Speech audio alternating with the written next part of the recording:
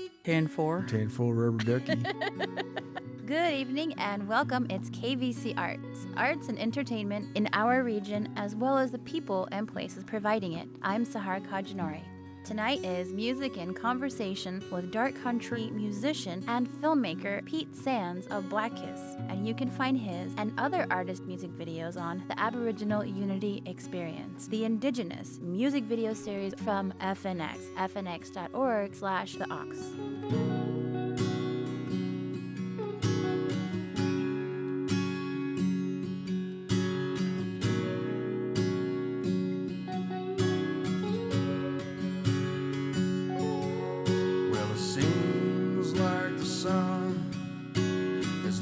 Its will to shine when he heard all the truths I told you in lies. There's not enough whiskey for me to drink to make my memories of you go away.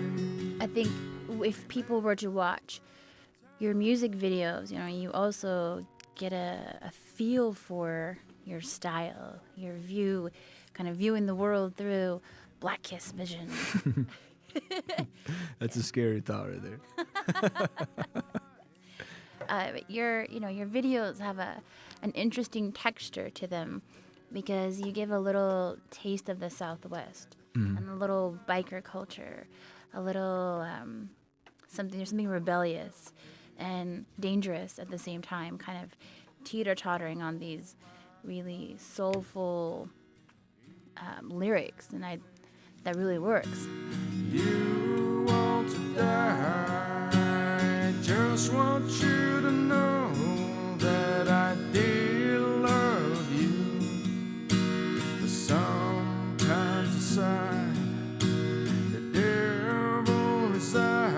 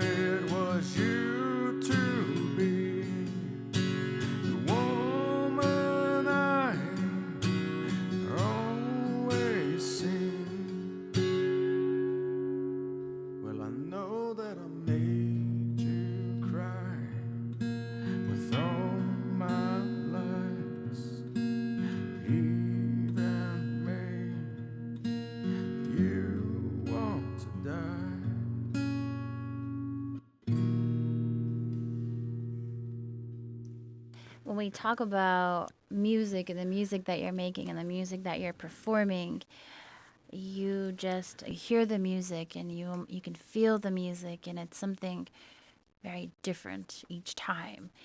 Talk to me about the different musicians or the different instruments that you have incorporated into your dark country music style. Right now I play with my buddy Renata Javanov, cello player, and she's been playing with me for about almost 2 years now. But even her joining me was something very different. To have that cello follow the haunting sounds of Blackkiss.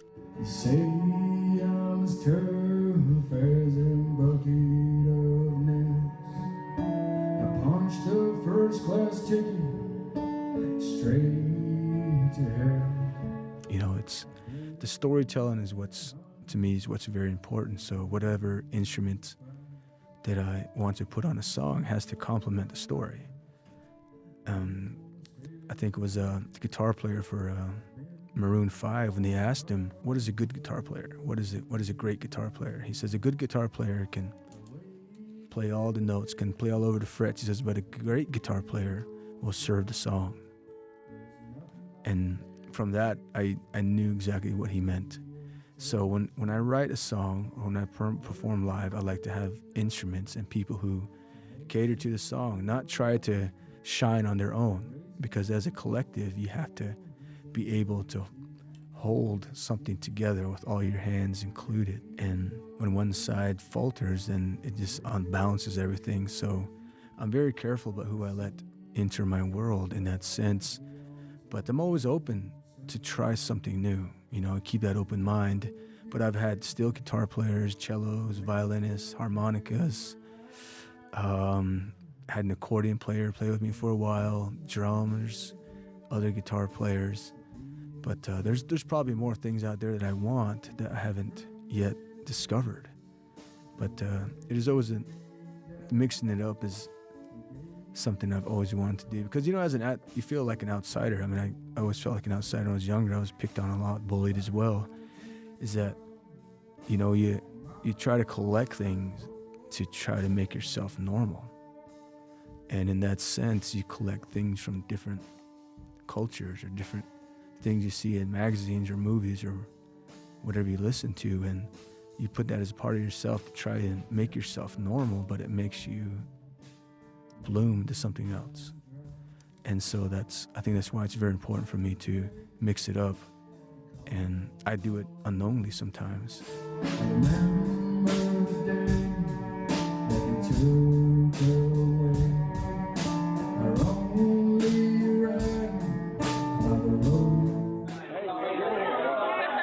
Shooter Jennings and Pete. All right. Tell me, what was it like to meet your idol, Shooter Jennings?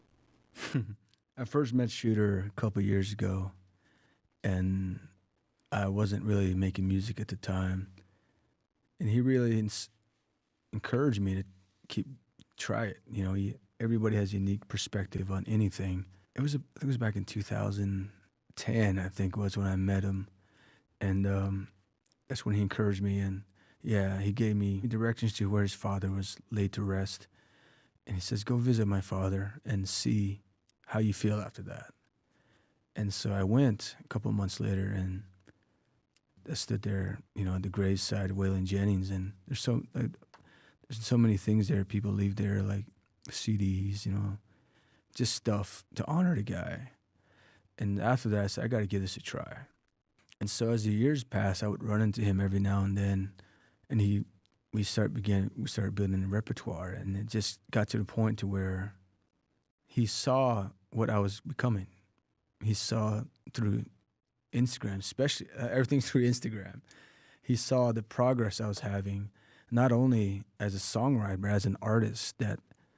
And as an artist, if you're true to yourself and how honest you are with your fans and the people, other artists will gravitate towards you because you have something to offer more than just something superficial. So, and he's seen that now. And when I talked to him when I came to LA yesterday, he told me, he says, hey man, I can't wait to see you tomorrow. And it really doesn't click, it really doesn't dawn on me, because I just see them as friends. But when I sit back and really think about it, I think like a couple of years ago, you didn't know him and you weren't an artist, and you always dreamed of playing and meeting your idols and people you've known, like Yellow Wolf and Shooter and Whitey Morgan, Randy Rogers, and I've played with all of them, and it just blows my mind. And sometimes it kind of scares me, I guess, because as a little res kid, little Navajo boy growing up on the Navajo reservation, you never think, you dream of things, but you never really think that you would ever achieve such things. And meeting the filmmakers I've met, Oscar-winning actors and Oscar-nominated directors, it's like, and they know you, they know your name. It just blows your mind. It blew my mind. It just made me feel, I don't know, like I felt like blushing, I guess. I don't know. I felt embarrassed. I don't know why. Peter's a friend, and there's singers and then there's voices, and this is a voice. And the difference is you know, you listen to a singer, but a voice is the soundtrack of your life. And that's what this guy is. I'm honored he asked me to be here tonight and to introduce him and his band. And I can't wait to hear him. So here you go. Here's Peter Sands and Blackkiss.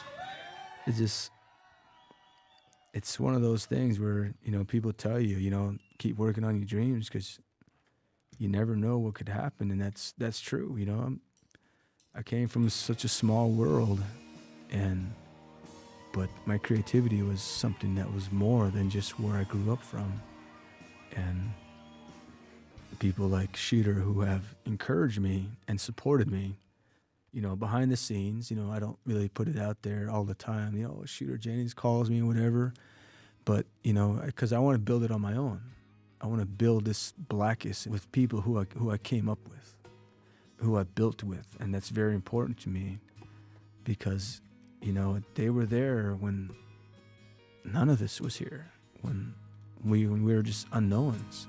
On a long, lonesome road from Boulder to Tucson, I find myself dragging my feet, even with the sun pushing me away. There's still 100 highways and a few more to go.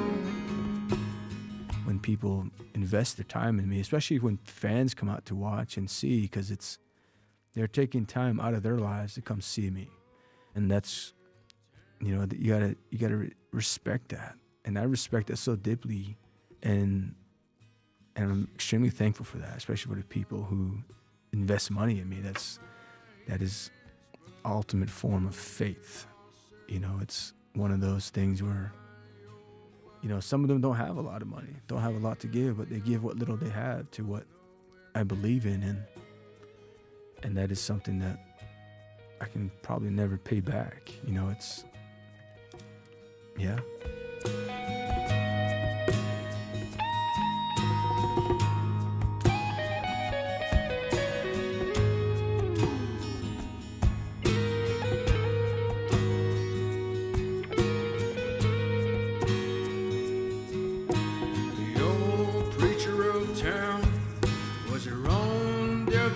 Father, and he was the one who shot her down. I went as a lover of the best whore in town, and I cried for her soul as she was lowered in the ground. My dear old wife said I was gonna die and spend eternity polishing his crown. So many miles, making my boots become one with the road. There's still one more place I have to go to find my love. I must go to El Dorado, a sinner's town. That amount of faith and support in you from your fans is most definitely priceless, as is projects where you are tapping into a more cultural background. And I was just thinking about your work with Mr. Tahani and that close relationship you have, and that's something that, you know, directors are not able to build because you're inside the circle, you're inside the community, making films with and about the community. I think is really unique. Tell me more about your about your project with Joe. Joe Tahani Jr. is a White Mountain Apache crown dancer singer. He comes from a long line of crown dancing singers, and he's a 2-time Grammy nominee and very powerful voice, man. He has a voice that can move you. And for him to give me a chance to sing with him, I was blown. I was a huge fan of Joe Tahani for years, and clan-wise, we're related because he's half Navajo, and so clan-wise, he's my older brother. And so when we got to know each other, he was one of those guys that had faith in me when he first met me, and he says, you know, you have a different, unique way of playing your music and being the person you are. It's going to be tough for you to find that audience, but once you do, it'll be dedicated, loyal fans and supporters. And he identified that immediately because he's seen as an outsider as well, but he reaches so many people. And I'll tell you, the first show I ever played with him was in Monument Valley, Utah. That's the first time I ever sang with him, was in Monument Valley, Utah. And after the show, it was quite something to see people line up such a long ways just to get a prayer with him. So these shows that he plays, and people wait for him just to get a prayer with him, he'll stand there and he'll pray. Sometimes it'll take 2 to 3 hours before we can leave after the show, because he'll stand there and do these little prayers for people and give him little blessings just to, you know, to show appreciation for people who come out for him. And seeing things like that and how he treats his fans, it showed me that there's no excuse for me not to do that.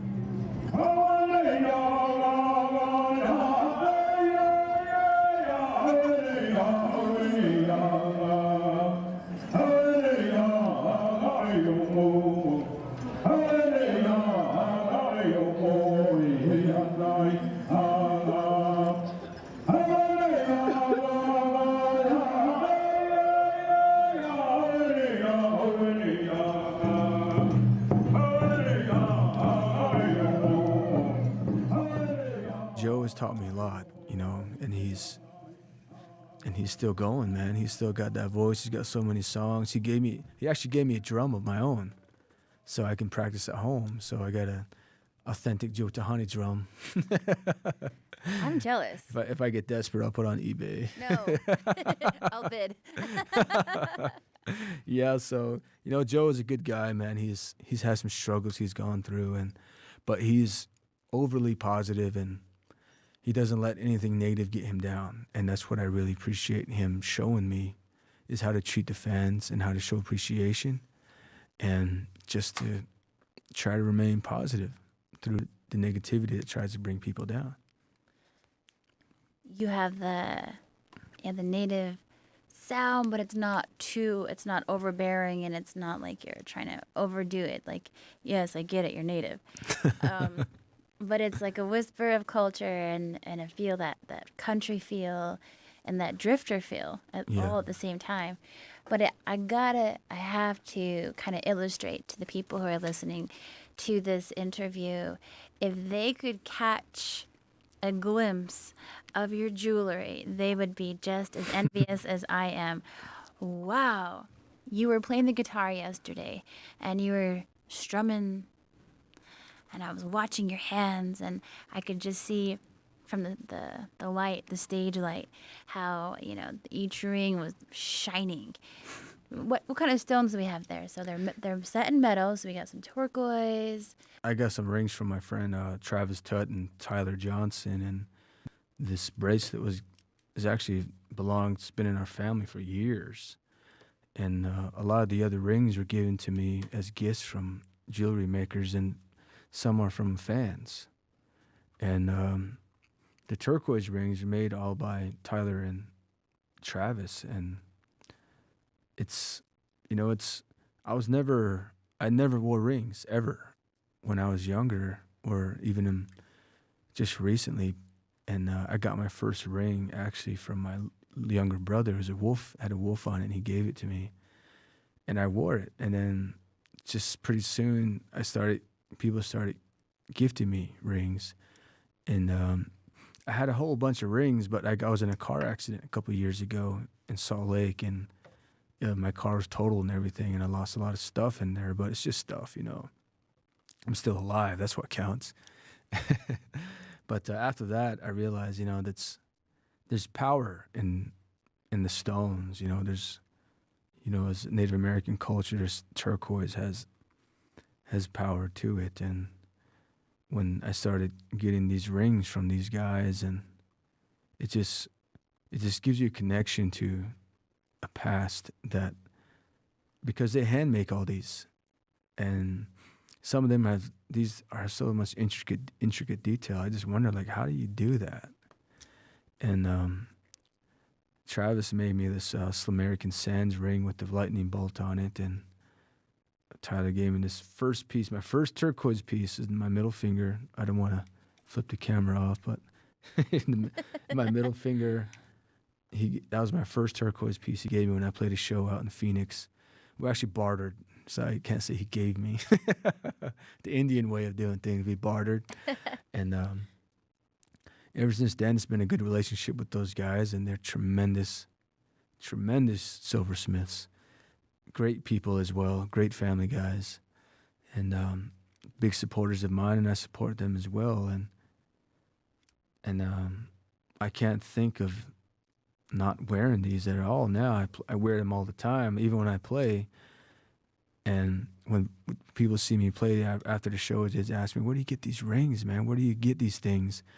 But I always tell people who want Native American jewelry, it's going to cost a lot. It's the real authentic stuff. If you want the real deal, you have to pay the real prices. Absolutely. And people always ask me, where do I find Native American jewelry? And I always tell them, go drive to a reservation or drive by it. Bravo. And buy it from the people who sell it themselves. That's the most important thing.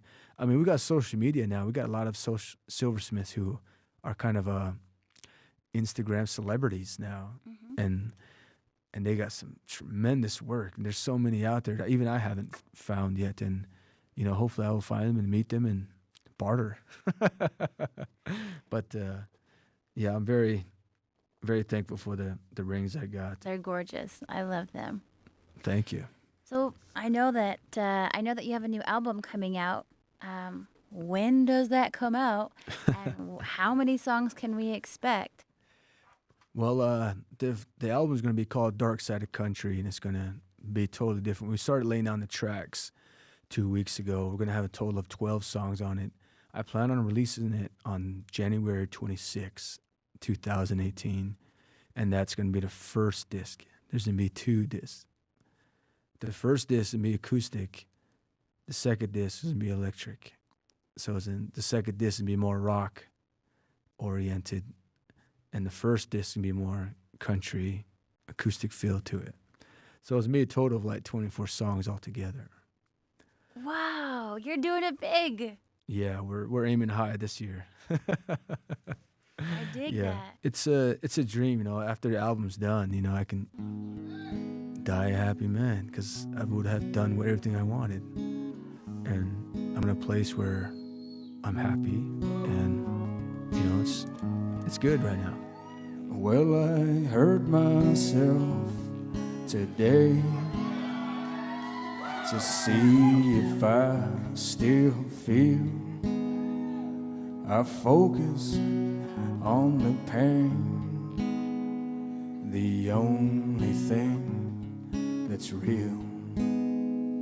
The needle tears a hole, the old familiar stain. Try to kill it all away, but I remember everything. What have I become? My sweetest friend. Everyone I know goes away in the end, and you could have it all. My empire of dirt, I won't let you down. I will make you hurt. Okay, inquiring minds want to know, and maybe it might be just mine. will we see or hear a Blackkiss song in Navajo? That's actually a lot of the main requests I get from people. And I say, nothing's out of the question. It's a possibility. Good answer. Who says I haven't written some already? Can we get a sneak peek? I don't have my guitar with me, so I tried. yeah. I'll probably release like a 3 or 4 song Navajo song in, Blackkiss. I'm not gonna redo old Blackkiss song, but I'm gonna write new songs in Navajo. And I hope people like it. Yeah. Kaden. With that old Blackkiss savoir-faire. Pete, yeah, long. You came in, you took time, you're sharing previous projects and what you've got going on. So thanks for joining us this evening. Thank you for having me. Everyone I know goes away in the end, and you could have it all. My empire of dirt, I wouldn't let you down. I would make you hurt. If I could start again, 1,000,000 miles away, I would keep myself, and I would find a way.